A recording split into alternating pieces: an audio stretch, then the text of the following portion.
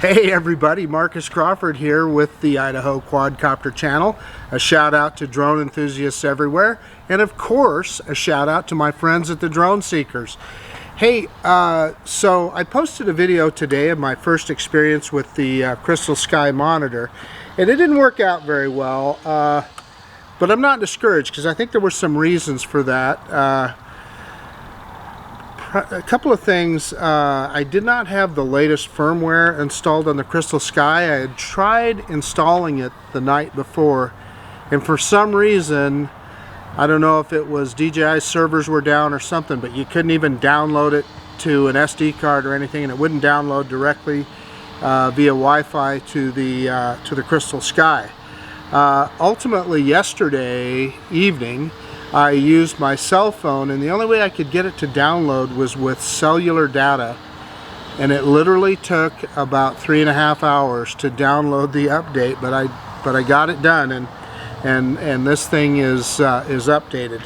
The other thing is I was also using I had side-loaded VU recorder because I wanted to get the screen recording. I've seen some people use it successfully, but I've also been told by others that that could cause an issue. So we're not even going to fire that up today. So you won't get this, you won't see the screen data that I normally provide on my videos, but we will test this thing out and see how it works with regard to you know, using the DJI Go 4 app and delay, etc. And you know, ultimately yesterday it locked up completely on me and was unusable. So I guess now that I think about it, if this doesn't work, I couldn't even use my iPhone today because I don't have the other mount that goes on here. But that's the other thing we need to talk about. So I have the proper mount back on here. So what I was missing was this, you probably can't see it here, but there's an M6 bolt there, and I stopped at the hardware store and got those so I could mount this on here. And this is real solid. This is the DJI mount that's specifically designed for the radio here. So yeah, so we're going to put it up in the air here real quick, and we'll try it out, and you know, if we're successful, we'll fly the Phantom 4 around a little bit and try some of the intelligent flight modes. Like I always say, I fly enough drones that I get all the menus and stuff confused on them. And even DJI Go 4, with each drone, they have different capabilities, so the menu is different with all of them. So it's a good problem to have. But sometimes I have problems keeping up. But anyway, let's quit messing around.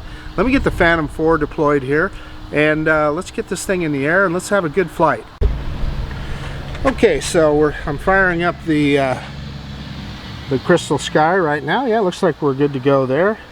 Man, nice and bright. So let me fire up the drone out here, and let me move the camera so we're kind of centered on the drone. Yeah, perfect.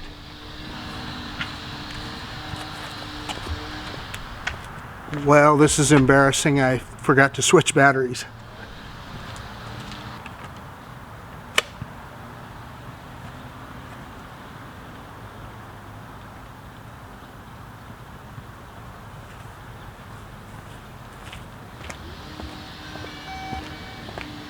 Okay, got the battery switched out and the drone's on. Let's turn on the controller. Boy, we got a airplane that sounds pretty low. Yeah, he was behind us there, but not very high up. Oh, evidently I didn't get this thing switched on. There we go. Yeah, so it's automatically starting to Go 4 app. That's cool. And we're on the DJI Phantom 4. Already got Go Fly here. So I won't be able to update the database. You know what, we can try it. Let's try it, because I have my phone. Let me see if my phone is still on. Yeah, the hotspot is still on, so you know what, this thing should connect with my phone and be able to update. Let's try it. So the 4 firmware update Connect the aircraft to your mobile device. Yeah, no, we're not going to do that. Let's go ahead and take off. I can tell a difference already. It seems to be responding. I'm gonna. Oh, I forgot. I need to change. Yeah, see how quickly that came up. Last time I had trouble with that yesterday. So we're going to change to white balance to sunny day, because it is indeed a very sunny day today. Let's go ahead and take off. So we're going to hit takeoff here. Hopefully you can see this on the screen. And that came up immediately.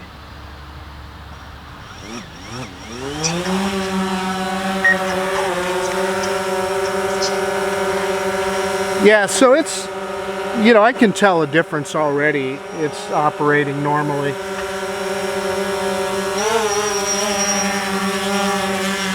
So I'm just going to go straight up. We're at about 17 feet. I want it to get a look at the landing pad, and we're gonna try some landings. Oh, I guess I didn't start recording. Let's start that now. So recording has started. Glad I spotted that. So let's take it up and out.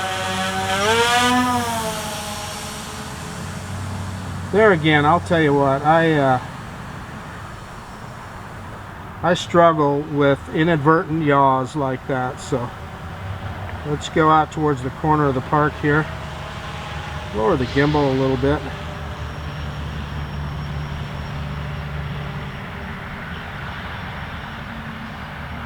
Man, I'll tell you, this monitor is so clear, and I can tell the difference. It's working just fine.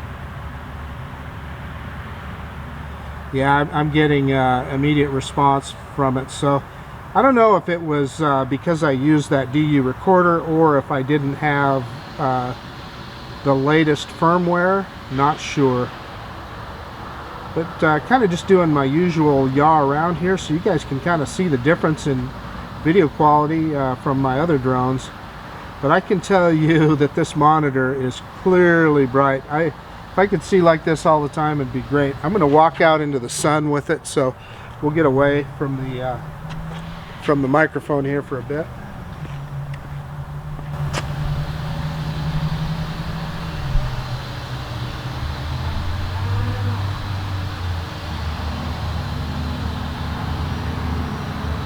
Yeah, so even in the sun, it's perfectly clear. So you can see down there, they're doing a little bit of brush work, trimming, evidently.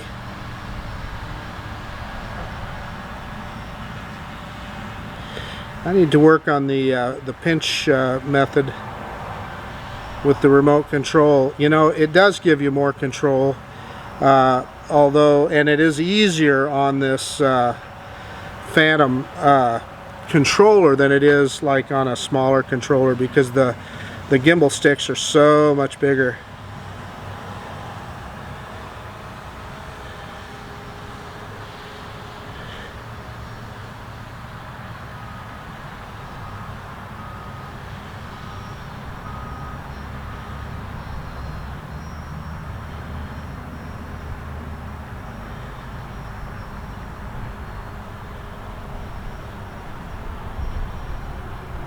And I'm feeling good about this. We're going to go out here a ways. This is such a powerful drone.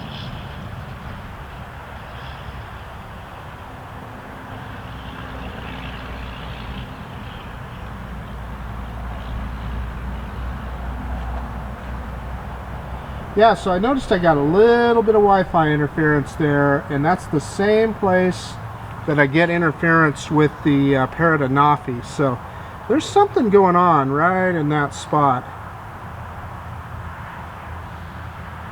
Yeah, remote control signal weak. I'm not going to mess around out here. We're just going to turn around and bring her right back. No point in pushing our luck.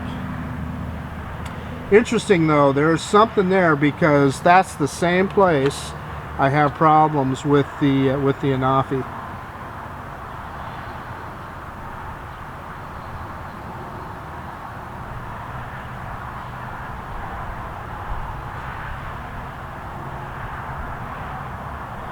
So we're doing about, what, 22, 23 miles an hour. And it's telling me signal is weak.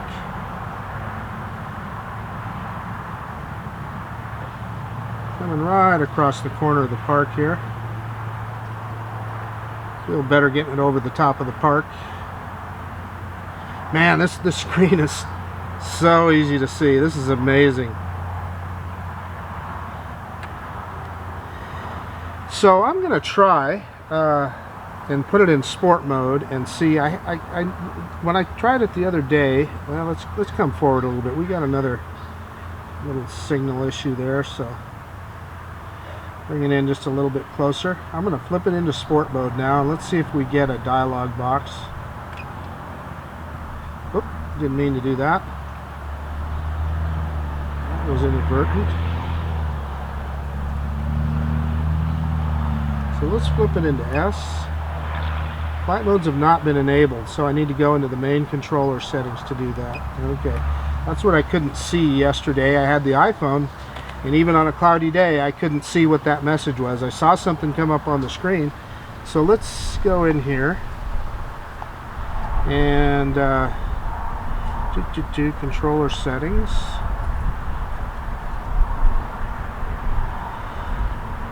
No, that's not there. Enable intelligent flight modes. There we go.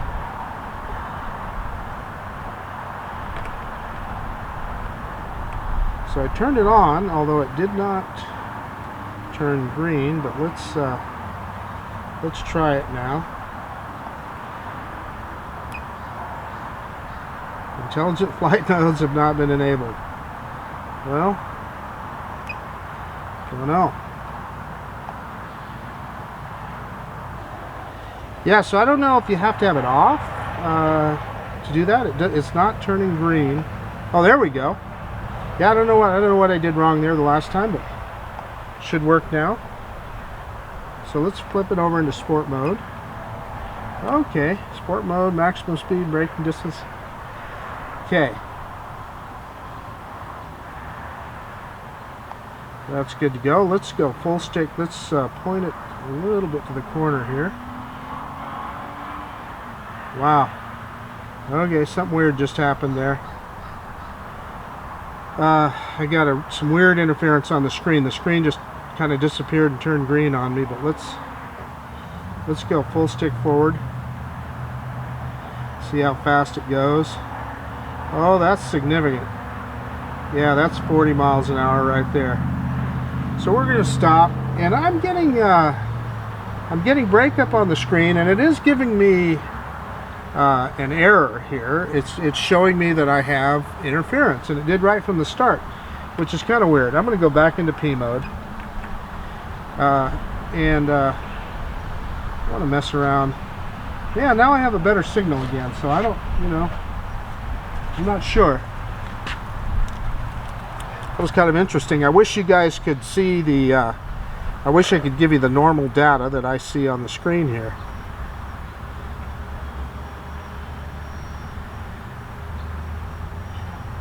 So some kind of signal issue that has nothing to do with this CrystalSky. So I'm bringing it down and towards us here.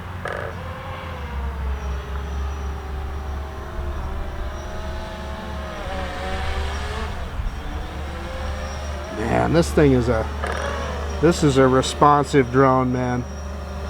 I'm telling you guys, for the money, you just can't go wrong with this guy. Okay, I'm gonna stand in the shade here. So I'm away from the mic, so I don't know how well you'll be able to hear me. But I'm gonna try I'm gonna do an active track.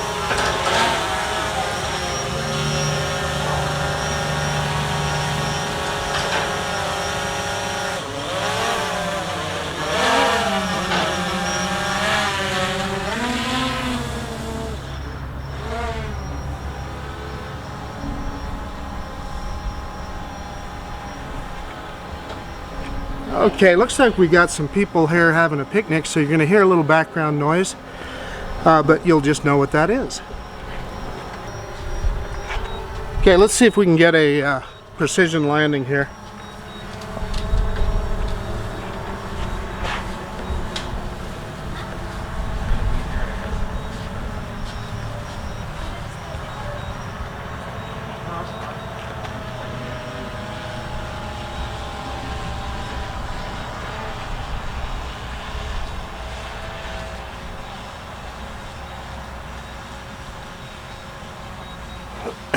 Okay, it's coming down.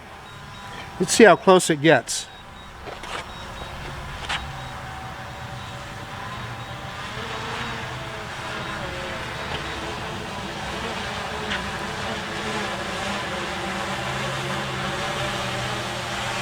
It's telling me it's correcting its landing position.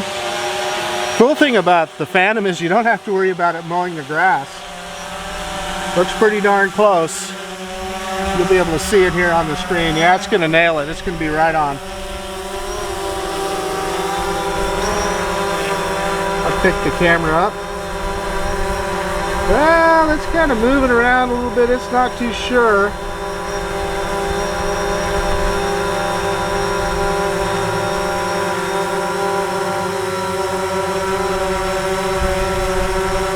So I don't know why it's not completing the landing.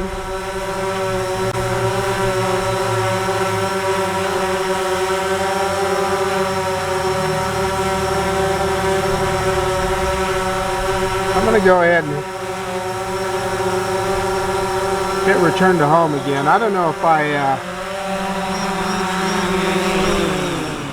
I may have interrupted it or something there. I might have hit a button, but got pretty darn close. But like I said, the cool thing about this is that the Phantom 4, with the kind of gear it has on it, you know, unlike my other drones, you're not worried about mowing the grass with it. So let's pick it up and let's take off again.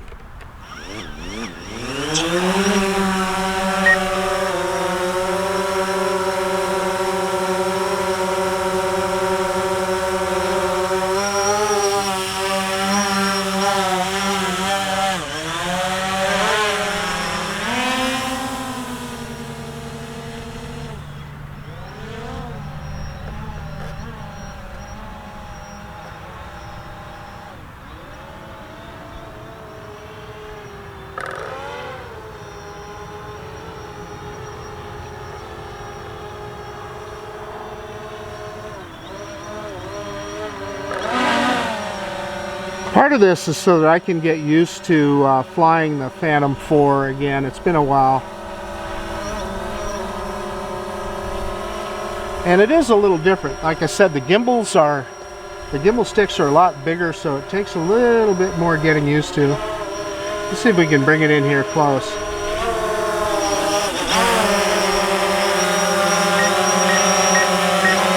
Yeah, so the obstacle avoidance will only let it get so close, which is pretty cool. Let's do a quick yaw around.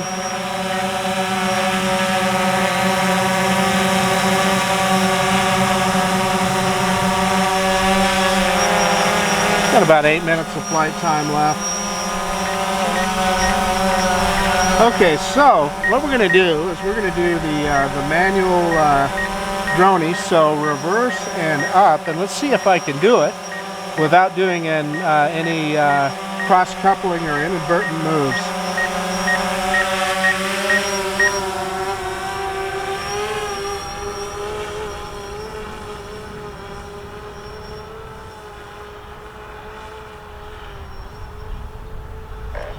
Well, there I did a little bit, but that's better than I normally do, so I'm happy with that.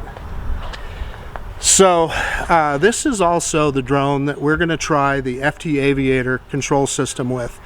That actually arrived a couple days ago, so I'll get that unboxed in the next few days, and I know there's some controversy surrounding it, but we'll get it out in the open, and we'll try it out. And it's made for a drone like this Phantom 4, so we'll give that a shot. One thing I'm going to tell you is, if you look at this get up right here, though, this is flipping heavy. It's a And that's what I'm going to say is a downside to the Phantom series, especially with the CrystalSky monitor on there. You know, you're carrying a lot of weight around, so it's not as convenient as, say, a Mavic controller. I mean, as far as just the ease of carrying it around, you know you've got this thing. So we're down to about 6 minutes of battery. We're going to try, let's try a precision landing again. Yeah, there, it's giving me the warning, so let's hit return to home.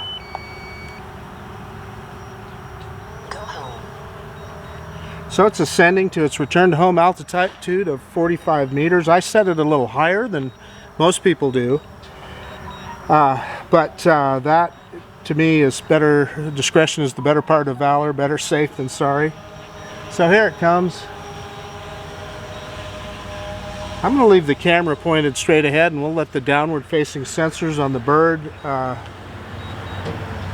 take a look at it, and we'll just see how it does.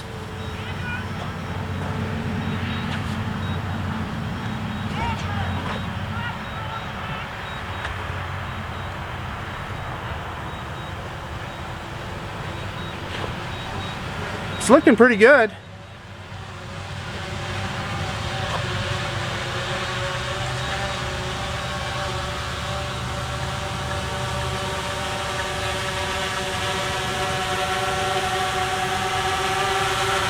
There again, it's giving me a warning of low. That's coming right on it this time. So I don't know what happened before it was right on, and then I touched something and messed it up. So there you go, right in the middle of the H. That's how precision landing is done with DJI products. And this, of course, is a 3-year-old drone, yet still has that technology. So anyway, let me get everything shut down, and we'll do a quick conclusion. And by the way, flawless with the CrystalSky. So whether it was an issue with the firmware or because I was running DU recorder, I don't know. At a later date, I'll try that DU recorder, because I do like bringing you guys all of the telemetry when I'm flying, so you can see what's going on. But in any case, let me get it all shut down here. We'll get the drone shut down, and we'll do a conclusion. Hey guys, so we had a successful flight, I'm going to say. The CrystalSky monitor worked fine. The differences between the flight yesterday was that I had updated the firmware in it, and I suspect that's probably what made the difference. But also I did not use DU recorder this time either. I can't believe that uses that much resources that it would cause that kind of problem, but you never know. If that's the case, it's kind of disappointing to me, because I really like bringing you guys the telemetry when I fly, so you can see exactly what I'm doing and how far out I am, etc., etc. The other interesting thing about this flight is that I had some moments of interference. Well, in fact, when I first took off, it said strong Wi-Fi, or it didn't say Wi-Fi, it said strong interference. So, you know, we went ahead and took off anyway, and the drone was fine, but as I went out into the field across the street, it was interesting to me, in the same places that I get those warnings with the Paradenofi, I got them with this guy. And what's interesting is I don't get that with some of the other drones. For instance, the Hubsan Zeno, just doesn't, I don't get any of those interference issues, nor do I in the FIMI X8 SE. So, you know, it must have something to do with the band here. The guys that are smarter about radio bands and so forth could probably tell us more, and I'd be interested to know. If you know, please enlighten me in the comments there. But it's just an observation that I've made. The other point that I guess that's worth making is that, you know, people have told me in the past to put your cell phone in airplane mode or whatever. Well, this is not a cell phone and it doesn't have airplane mode, so it's not connected to anything anyway. So, and it's the same interference in the same spots. Then I'm going to show you when I was in follow me mode. I had the drone circling me, and as there were some people that walked up to kind of have a little picnic, and they were making some noise, so I was walking in to talk to the camera. You got to pay attention all the time, because I very nearly ran the drone into the top of the building. The pause button is your friend. I just simply, well, first I raised some altitude with the stick, but then I hit the pause button, and you know, and there again, it's a good problem to have, but on the Mavic, that pause button is on the front, so I kept looking down here for the pause button. It took me a second to find it on the side there, but that's my problem. In any case, the other comment I'll make is this mount is the frickin' way to go. So the gentleman that I bought this from had this mount brand new, and it is the DJI mount made for this, and man, it's solid as a rock. It holds on here well, and as I said earlier, the only thing I had to do was get this M6 bolt to bolt it down on there. The only downside I can see is if I wanted to switch to my iPhone, I'd have to take this off and put the other mount on there. But you know, that's just one of those things. No big deal. And I am going to put that mount back on, because the next thing we're going to do with the Phantom is fly it with the FT Aviator. So that's coming up on my channel. So I guess that's about it. This is Marcus Crawford with the Idaho Quadcopter channel out. And if you like this kind of content, please subscribe to my channel. CrystalSky, I recommend it. Worked great. And gosh, thank you so much for taking the time out of your day to watch this video. I really appreciate it. And hey, we'll see you on the next one.